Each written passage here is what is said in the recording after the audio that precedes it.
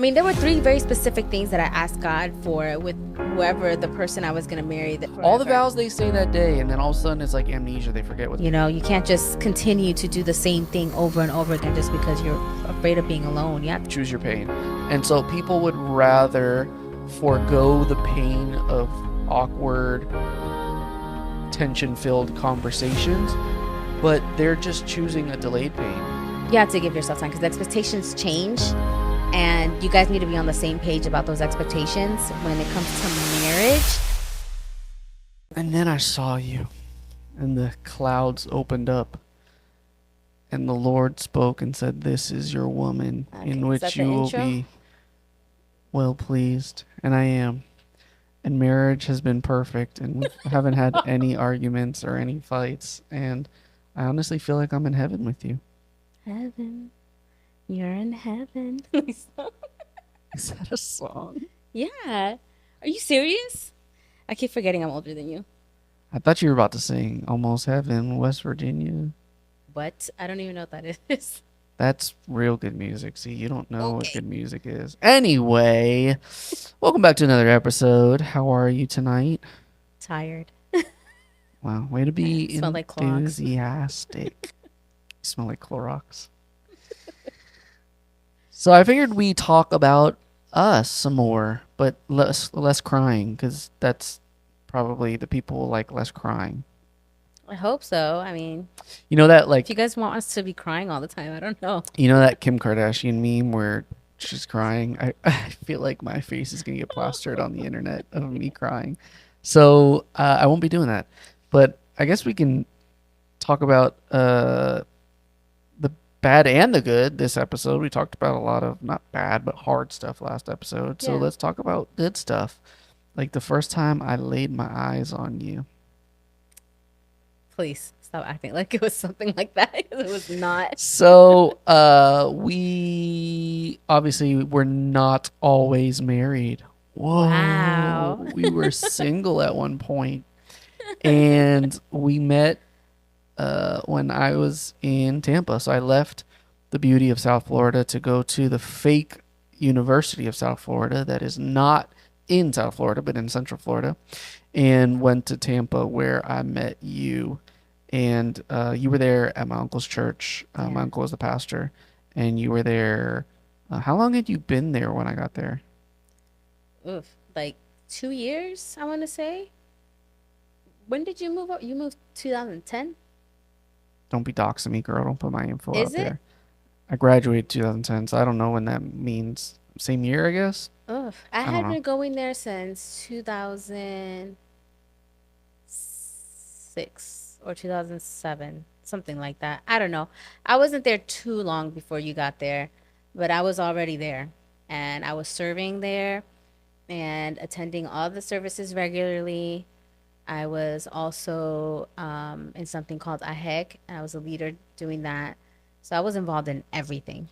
Which in English is AJEC, which means, I don't even know. I'm not even going to go there. I don't remember. But anyway, I was living with my uncle. He was a pastor. He was gracious enough for me to stay. It was only supposed to be a year when I first asked him. I remember being really nervous to ask him. Aww. And it turned into 4 years. Either he forgot or he was really, really nice and let me stay. Your mom was probably like begging him to keep you there.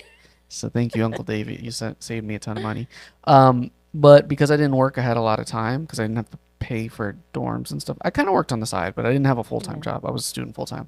So I served at his church on the worship team, and then started slowly getting involved in students on Wednesdays. And that's where I first laid eyes on you.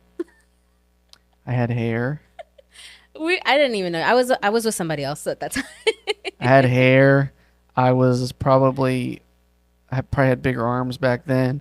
And that was the Hollister era. I was like wearing those really tiny Hollister American Eagle shirts that like flex your arms and stuff like that. Gosh. And I was in that phase. I know. All the girls were like, "Oh my god, have you met Alex?" Well, you know. All my friends, and I'm like, ugh. You know the vibes, girl. You know the vibes.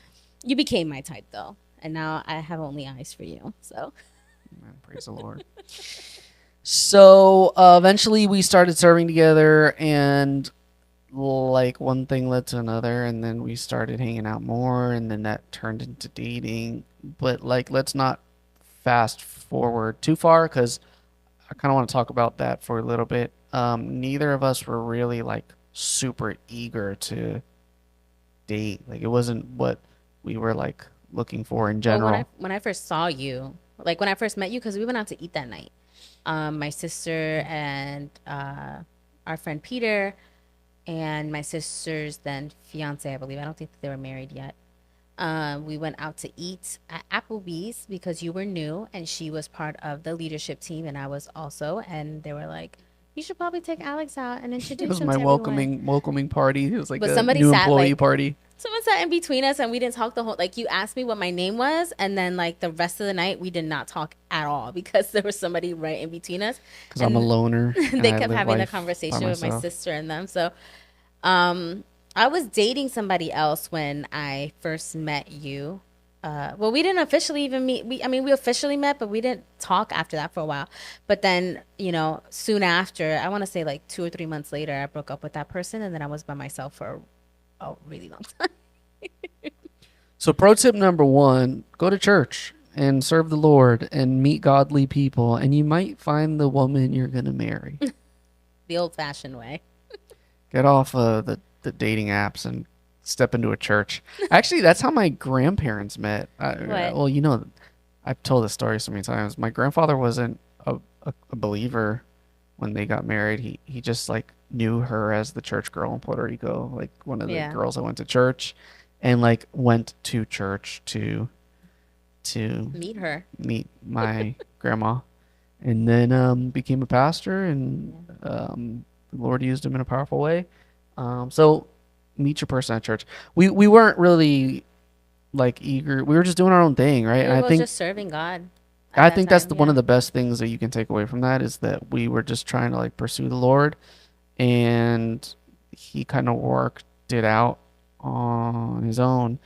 Um, Anything from that kind of season? I mean, in that season, I was praying for I'm not gonna lie, I was praying for my husband. I didn't know it was gonna be you, but I was praying for my husband. Soon after, like later on, I kept feeling like I kept confirming, like, this is gonna be your husband, just be patient. This is gonna be your husband. So I kept praying for you and about you, but we weren't even friends like that. So in that season, I felt like God kept telling me, like, you need to figure yourself out. And, in that singleness season, I probably went on a couple of dates here and there, maybe like 2 or 3 at a time, but well, not, you know what I mean? 2 or 3 with that time. I just realized. I just had to clarify because some girls do that nowadays. They get breakfast, lunch, and No dinner. Like, way. not throwing shade at What? anybody, but I've seen that online. You've never seen that? That people are like, just, I'm going on my first date. Like, they have been dragging girls online for doing things like that.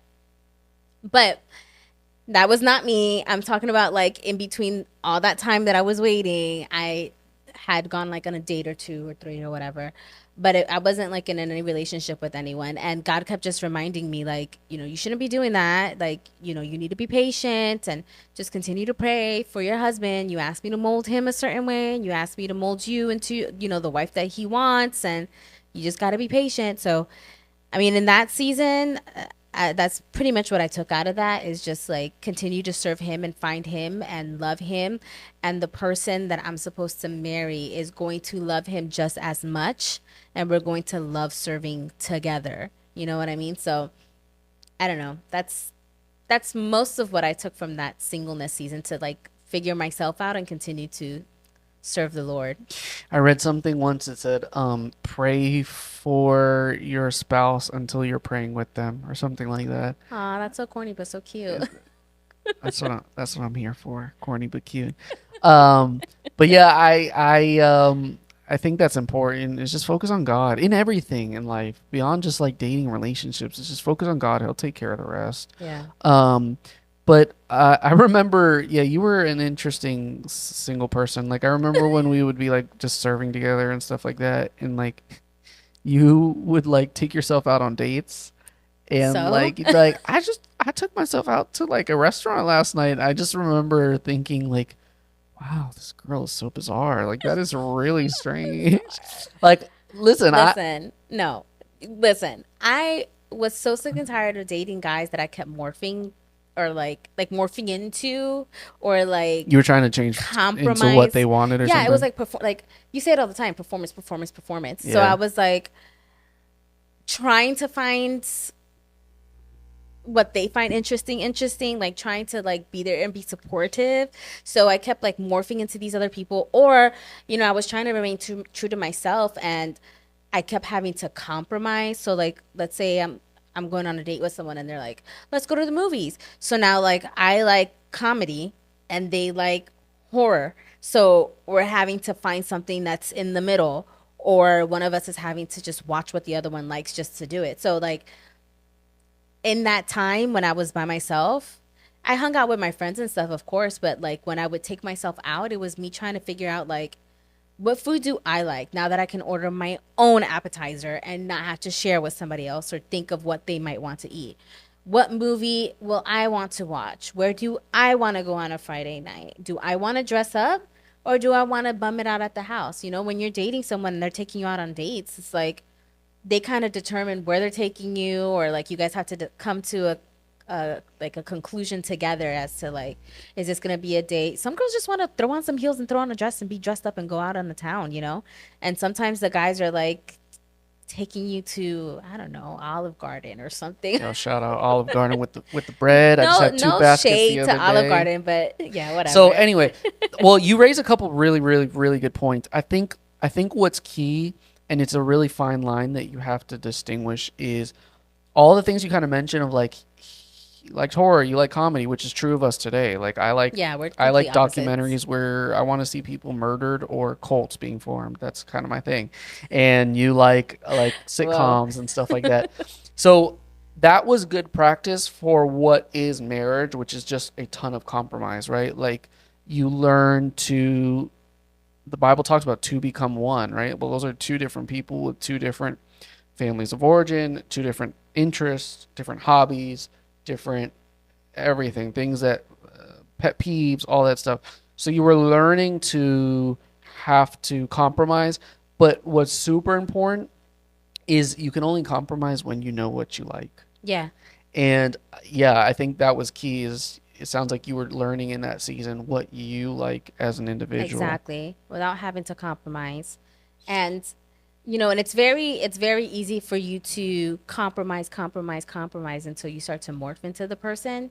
And so I feel like I was just fighting so much against that in that season where I was like, I really need to figure myself out. And God kept reminding me of that. So most of the time was spent trying to see what I liked, which I guess I like weird things. 'Cause I would go to like jazzy places and like artsy fartsy stuff and go watch planes take off from like this beach out in the We middle of still do that. nowhere. Yeah. Yeah, and I still do that.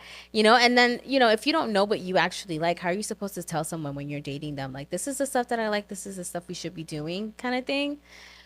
But in that season, that's what I was trying to do. I was just trying to figure myself out and enjoy the stuff that God put in my heart to like, to enjoy the things that He built me to like. Yeah, so learn who you are as a person, what you Mm-hmm. like before you get involved with anybody else. Otherwise, you Yeah. run the risk of morphing into that person and then becoming an unhappy person because you are not the person that God has created you to be. Yeah. You're kind of just you've morphed into whatever would please the other person. That's where So, you find people saying, like, I need to find myself. Like, they're getting divorced because they need to find themselves. And it's because at the beginning, you were morphing, you were compromising the entire time. You didn't know who you were and you couldn't stand on what you like. And so I just never wanted to be that person that would walk away from a relationship again. Again, so many relationships that were doing that. I didn't want to be that person to walk away from relationships because I was sick and tired of being sick and tired of being somebody else. yeah, and at the same time, I'm sure you saw me and saw I was perfect and Okay. no, I think you saw yourself and knew you had flaws, and I saw myself and knew I had flaws. And so, whenever you're alone, it's a perfect time to work on yourself. I mean, now that you're married, it's a great time to work on yourself too. But it's a good time to work on yourself. And No so, distractions. the better you can come into a relationship and the more whole you can come into a relationship, the better. I think people look to other people for that person to make them whole, right? Yeah. Like, I want this person to complete me, and we know that spouses don't complete you, they complement you. You Yeah. should come as a whole person. And so, most of the times, people start relationships and you're still trying to figure yourself out, or you have past scars, so you're broken in some areas and you need repairing. So, it's a good time to find who you are, find wholeness in God, in who He created you to be, but also to extend that grace to anybody else who might potentially be coming into your life. Yeah. I think there's just a lot of people who know they're flawed, but for some reason expect the other person to be perfect. Perfect.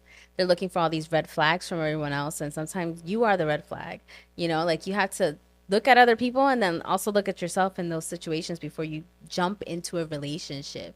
And if you need time to like figure your stuff out, it's okay to be like, no, I'm not gonna go on a date with you right now. I need some time.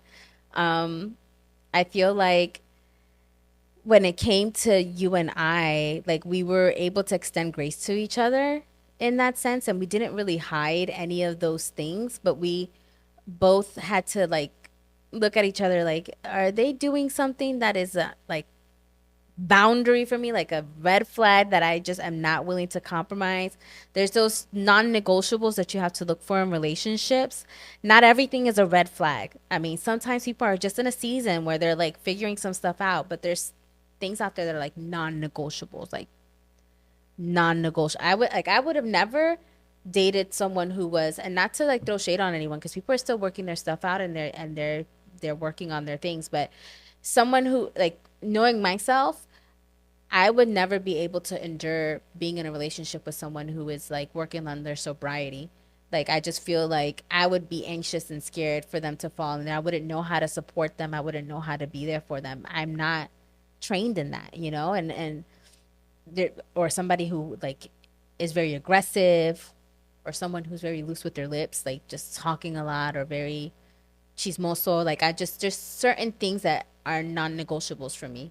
Just because of the way that I grew up. There's just certain things that I'm like I wouldn't do well with long term, and so not everything is a red flag, but there are non-negotiables out there that you have to pay attention to. Yeah, I think everybody can have their preferences, and everybody has to figure out what is a realistic expectation, what isn't. And I Yeah, guess you find that after a while. If you're struggling to find somebody, I guess maybe your expectations are too high, or there's just not a lot of fish out there. But yeah, everybody has their non-negotiables.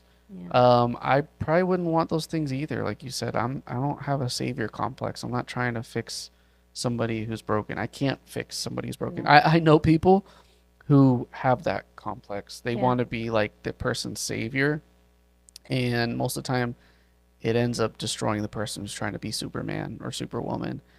They just can't do it. So no, I wasn't trying to be that either. Another one of my non-negotiables was I needed someone who loved the Lord. Yeah. I've just always believed that if and still to this day you live that out.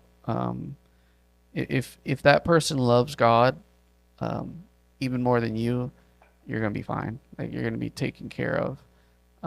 And so obviously, I saw that in you, how much you love the Lord, and I think that gives you an understanding of what love really is.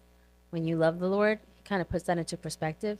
You get to experience the grace that God gives to you and the mercy He extends to you, and you also get to see the patience that He gives to you, and there's a lot of things in the Bible that kind of like tell you what a model person should be. So it kind of makes you self-reflect a lot in marriage. Getting tired. Self-reflect a lot in marriage, and kind of see that you have to constantly be growing and constantly be changing and extending that mercy and grace to somebody else, but also working on yourself throughout the whole relationship. yeah, for sure. It's so no savior complex. You wanted somebody who loved God. Hmm. Anything else? Was it my great looks? Do you want me to go there? No, don't go there. Don't go Do there. you want me to go Don't there? go No. there. For me, like the things that I was praying for was someone who wouldn't make me insecure for their benefit, because I experienced that a lot in relationships where um, it was like a constant mind game thing. Someone who was secure in the Lord and can teach me something. I mean, there were three very specific things that I asked God for with whoever the person I was going to marry. Our first conversation, like our actual first conversation, I kept asking God, like, when I meet my husband and we start talking, our first conversation needs to be this, this, and that. And it was three different things. It was they need to be someone who knows what their ministry and calling are, like who has a sense of feeling of where God is taking them, someone who can teach me something new, like biblically new, and someone who feels like they can talk to me about whatever. And our first conversation was like that. I've told you that a billion times, and I was like, oh my gosh, you know. But it had to be those three things. I wanted obviously a man who loved the Lord, but it can't just stop there. It needs to be someone who would know how to lead me, someone who can teach me something new, someone who considers the fact that me having to, what's that word where you're not surrendering, submissive, me having to be submissive to you, like you would consider every single decision that you make for our household, understanding that, because there it can be very easy to have a wife that's submissive and make decisions without considering your wife. You know, it's like a selfish decision. Like, this is what I'm going to do. This is what I say is going to happen, and make those decisions. Well, that's a guy that doesn't have their wife's best intention. Like Yeah, I they mean, don't have good sometimes they intentions for their really do wife. think, though, that it's the best thing, you And then they know? just need to read some proverbs and get some wisdom or something. I don't I know. know. But that was something that I was praying for, as a man that would consider all things, all decisions in their household, knowing that it would affect me, because I'm not, I mean, when we were engaged, even when it came to choosing a church, I told you, I was like, I'm going to follow your lead on this. Even though we're not married, I need to start following your lead, because when we get married, you'll be making those decisions for our household. Where we're going to go and get spiritually fed, what things we're going to participate in, like you will be making those decisions and I will be submissive to it, but you need to make sure that you are praying to God that whatever decision you make doesn't negatively affect me in my walk. Yes, I think we were definitely compatible. Not similar, but compatible. Yeah. Similar, like obviously you talked about it. We had and have different interests. Different things to watch. We like different foods. We were raised a lot differently, but there were just things that were very compatible about us, and it just kind of naturally progressed as we grew closer to God and we're serving more. We grew closer to each other. I tell people all the time, I think any couple could work. Just depends how much work you want to have to put in. Mm-hmm. So you can find somebody that's very incompatible with you if you really want to, because you're looking at it for the wrong reasons, because they look good or they got money or whatever the case may be, and you want to try to force that, and you're very incompatible in the sense of the important things, faith, family, all that kind Yeah. of stuff. You can make it work. It's just going to be very, very painful and feel like nonstop grueling work. We were compatible, and so it's definitely still work. Marriage is work every single day. It's a ton of work, but it just felt natural. Yeah. We were So both willing to extend mercy and grace to each other and just get to know each other and be real with each other. There were so many conversations that we had where we were like, this is who I am. This is what you're going to get. This is how it's always going to be.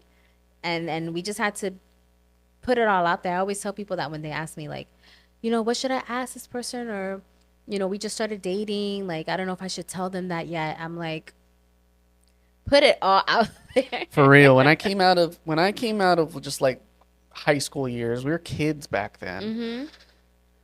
I think every young person, and hopefully you outgrow this, but if this is kind of like, um, if this feels like the shoe fits, then you probably need to work on this. Is like you wanted to please the other person, like you said, morph into them, and then after a few years, when you grow more comfortable and you just settle into who you are, even as you grow, that person's like, you're not the person I started dating. You're not the whatever. Okay, I'd learned that, so I was just like gonna be really blunt with you and honest with you, and I remember telling you like I'm going to treat you how you're going to get me 30 years from now, 40 years, like when we're old and gray and wrinkly and Yeah. decrepit, You still buy me boxes um, of pizza. I am going. This is how I'm going to be. And yeah, it wasn't like a jerk. I was just being real. Like Yeah. I'm not that flowers guy, and I could, if I Hmm. fake it and I get you flowers for like the first few months, a year from then, when I get tired of that, you're gonna be like, where the flowers? And then I'm gonna have to be like, oh, I was faking. I actually hate flowers. And so yeah, I Well, I've never just liked flowers anyways, and you know that yeah, since I the know, and beginning. I knew your love I'm languages. It was like, like please don't pizza. ever get me flowers. Get me pizza, and you still get me pizza. Amen. And so yeah, we wanted to be real with each other from the beginning. I think a lot more couples should do that. Dating or marriage, or even if you've been married, if you're not being real with that other person, It's gonna get don't tired. start don't like just start that day like, hey, I have to be honest, I don't like this and I've Yeah. been doing it, but it's like exhausting. And that's when the marriage kind of thing comes about. You got to figure out if you're going to compromise, if you're going to work on it, whatever the case may be. I think one of the other things we had both learned was like what love was, and that it wasn't this high school lovey-dovey, butterflies in your stomach kind of feeling. I cannot believe that there's 40, 50-year olds, 60-year olds that are still chasing that feeling, thinking that's what love Yeah, there's is. a lot of people that get divorced, and the first thing they say is like, I just fell out of love with them. I don't feel how I used to feel for them. And my opinions on divorce are a lot of people wouldn't agree with. I just feel like there's nothing under the sun except for like murder or I don't know, somebody like messing with your kids or something like that. Like I just don't feel like divorce is I don't feel like there's anything out there that is not worth fighting for. If you committed to that person, you should be able to fight for that person. And I feel like everything is, what is that term? Figure outable? Is that how you say it? Figure outable? Sure, let's go with I've that. heard it before. Anyways, I feel like you can figure things out, and you have to think like you're in a marriage for the rest of your life. People get Well, so supposed to stuck. be. I mean, Yeah. not culturally, but that is what marriage is supposed to be Yeah. like, lifelong through in sickness and all the Forever. vows they say that day, and then all of a sudden it's like amnesia. They forget what they Yeah, it's like promised. you're in a situation, you can't get past the next 2 or 3 months. You're thinking like, "Oh, this has been horrendous. This is torture." And it's like, dude, if you guys put in the hard work for a few months, like you guys can be out of this by next year and then live the rest of your lives like happy, you know what I mean? So, I don't know. I just feel like you have to like look at things like that in a realistic way and understand that you're in a committed relationship before you jump into marriage. If you are not ready for that and you think that love is a feeling, don't get married yet. Just continue to ask all the questions that you need to ask until you know, like, man, in the good and in the bad, I would stick it out with this person. I would fight for this marriage regardless of what happens. Yeah, all those action verbs in First Corinthians 13. Love is patient. Love is to be patient. Love is to be kind. Love is to not envy. It's not to boast. It's not Self seeking. self-seeking. Hmm. Um, I think if you choose to just serve the other person, um, and just worry about the other person, and then you're doing a pretty good job of loving that person. In the same way, if they reciprocate that, your marriage will be near perfect. Because that's what Near. we're striving for. Yeah, obviously near perfect. So things kind of just naturally progressed, and then I said deuces to Tampa. I was like, I'm out. I can't stand this place. I'm going back to the real South Florida. Yeah. But we were serious about each other. Yeah, I don't do long distance. So before I actually moved over here before you did, like back home before you graduated.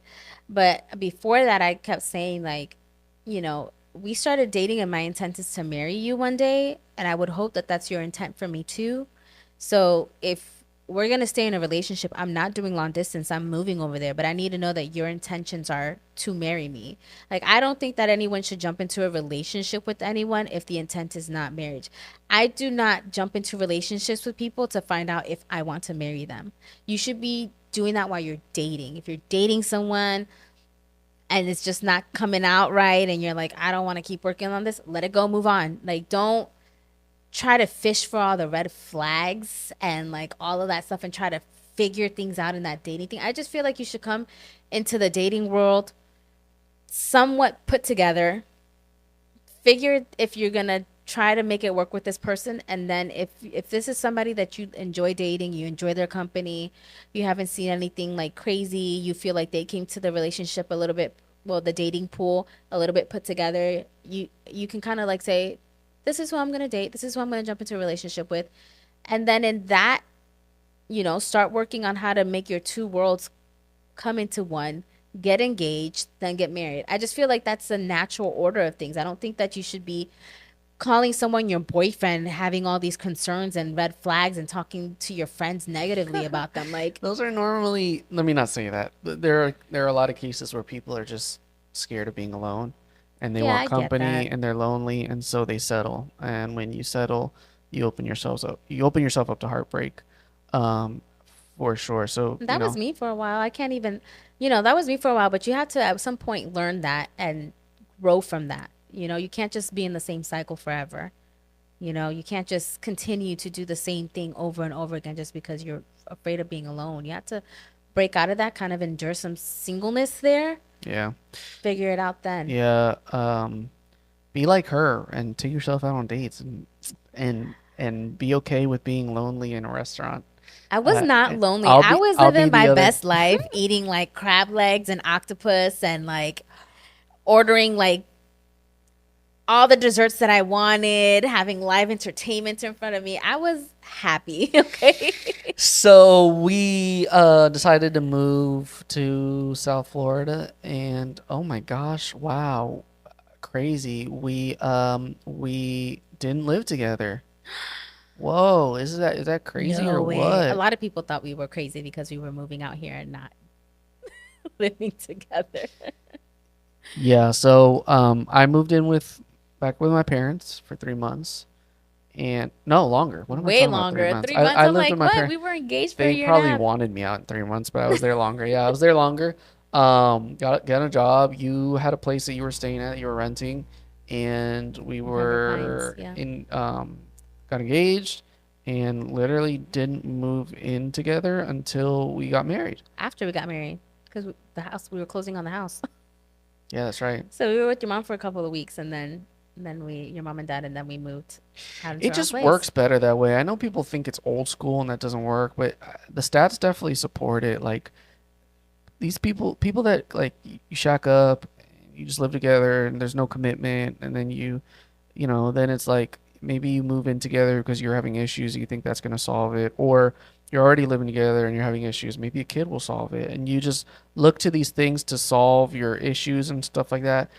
My grandma used to say what starts wrong and wrong ends wrong Yeah. in Spanish, but there's definitely statistics that show that um, it is not successful.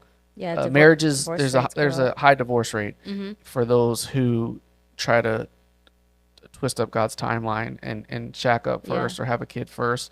And so You have to wait. You have to wait. You have to give yourself time. Uh, uh, You have to give yourself time because expectations change, and you guys need to be on the same page about those expectations when it comes to marriage, not just living with each other. Because living with each other expectations and marriage expectations change. And if you don't do premarital, because like we did premarital counseling, we read a ton of books. Like we were reading like Kingdom Man, Kingdom Woman, Getting Ready Before Marriage, our five love languages books. Like we were reading all types of books to try to get on the same page about understanding each other, like who you are as a person and how you want to be loved, who I am as a person and how I want to be loved, what our expectations. That Getting Ready for Marriage book, the expectations on there, I mean, those were tough conversations about finances, family boundaries, family planning, health, family of origin. So everything. when I do premarital, which I don't enjoy, but if I'm gonna marry somebody, I always do premarital. I tell them up front, and it's really awkward that first session because I tell them my goal is to break them up because I just want to bring up all the awkward things most people are scared to talk about. And Yeah. so yeah, it's money. What are your who's are you gonna spend? Or are you gonna save? What are you gonna spend on? What are you gonna save for? Do you want to have kids? How do you want to raise the kids? Just all of the things that are, You'd be yeah, so family of surprised. origin. Yeah. When it comes to disciplining kids, what does that look like? Just all those things that people don't talk about because they'd rather be talking about nonchalant, What's your favorite non-important color? things. Yeah, they Where do just you don't want like to to, shop? you know, Craig Rochelle always says, I use this phrase all the time because it's so good. Choose your pain. It's so Mm, applicable to everything in life. Choose your pain. And so people would rather forego the pain of awkward, tension filled conversations, but they're just choosing a delayed pain. And delayed pain is definitely magnified yeah. because things that I say it all the time, marriage magnifies everything. It magnifies the good. And so when there's good in the relationship, marriage just is great because, I mean, what's better than making memories with people, with somebody you love, and it just makes all of that great. It also takes all the bad and it magnifies it. And so the things that you thought were just annoying are now like unbearable, or Yeah. the things you thought you could tolerate are like now make your skin crawl. It's like chipping away at something little by little, day by day. And so they just don't want to put the work in up front, and they don't want to deal with that pain. So unfortunately, they deal with the pain way delayed, where things have festered, and these small little issues that could have been addressed early on have become things that Yeah. will completely destroy the marriage. And that's not to say that it has to lead to a marriage being destroyed. There's so many things out there. Like if you've never done that premarital stuff, if you've never read those books, like at any given point in your marriage when you find yourself struggling, you have to put in the work. Pick up a book, go through a book together. We use apps. Sometimes we have apps that we go through that prompt us to have certain conversations, to kind of keep up with each other because over time we both change, like we'll answer. Sometimes we're surprised because we'll answer things and I'm like, Alex, it asked this. That's not what I like. And you're like, yeah, it is. And we'll go back and forth like, what? It's what you did like 3 years ago, but Yeah. you're a different person But now. you It's 3 years change, later, yeah. exactly. So at any given point in your marriage, if you're feeling like, things have changed, you don't know who the other person is, life just gets busy. I mean, just be intentional with that. We don't even have to be around each other to have those conversations. It's an app. We see each other's answers. It reveals the other person's answer once they answer it. It's like just be a little bit more intentional about it. Try to turn it around. And if you are in a marriage and you feel like it's gone to the opposite side of it, seek therapy. Don't wait until things are so bad that not even therapy can fix it. Pray about it. Let other people pray with you. A lot of people, I've seen that too, where a lot of people hide the problems that are in their marriages and they don't surround themselves with wise counsel, godly counsel, and you see them crumble in secret. And then all of a sudden it's like all out there. And it's like you have people around you that could have been praying for you, could have been providing you with resources, could have been like pointing you in the right direction, could have been in your ear telling you like to stay and fight for things. I mean, there's non-negotiables to everything, like if you are getting like beat up all the time, or this person is like cheating left and right, there's biblical things that allow for that to occur. But I feel like even in that, like, there's a lot of people that forgive things like that. No one should be judging you. You shouldn't have people around you that are judging you for working on your marriage. And so some It's none people, of their business. It's not their exactly, marriage. like some people hide what's going on because there's shame and all of that stuff to it. But I feel like the more open you are with your circle of friends, and it doesn't have to be everybody in the world, but the more open you are with your circle of friends, the more guidance and help you can have. And if you feel like you're not comfortable enough talking to your friends and family about things like that without getting any kind of judgment or like, oh, you should do this or you should do that, it's time to change your circles because your marriage, when we're like talking to young couples that are going to get married, I always tell them like you need to be mindful of the friends that you keep around in your marriage because it can be the person that either pushes you towards your husband and helps you pray, or is the person that's going to tell you like, girl, you should be living your life, you should choose yourself, you should do what's best for you, or even guys like, you should be out here, you can get any woman. Like it's just depends on what's in your ear, and you have to be very mindful of the friendships that you keep and the people that are praying for you because there can be ill intent, there can be misery loves company. My mom used to tell me all of that all the time. Misery loves company. And if you're in a marriage, you have to be very mindful of who you bring around, because if someone is miserable in their singleness, they're going to try to pull you out to that. And they're going to want you all to themselves, and they're not going to be for your marriage. So it's really important to make sure that you have people in your circles that are praying for you, and that you're open with people too, that you're not hiding any of those things, because there's people out there with good intents, and there's resources out there that people might know about that you might not. Yeah, I'm team no single friends, full life. I I just have single friends, but they're not like that. yeah, I mean, I'm pretty old school. It's just I think married couples should quickly look for married friends Yeah. because you can just relate and not just like married friends your age, but like you think of the old wise concept of like elevator friends. Look for people who have gone beyond you and are above you and can like guide you and pick you up. And then the hope is that you can do that for younger couples too. Yeah. I think because we've had people that have gone a lot before us and are wise and spoken into our lives, we've been able to speak into younger couple lives, not because we have it figured out, but just because we're a couple steps ahead of them. And we got people who are speaking into our lives. So I just think that's important. Marriage is a ton of work. People look at us Hmm. and they think we have it all figured out, and we are far from far from it. Definitely imperfect in a million different ways. And so it's work, it's books, it's apps, it's prayer, it's seeking God, Intent. Lots of it's intent. intent, it's trying, um, it's a ton of things. It's a choice every single day that you have to make.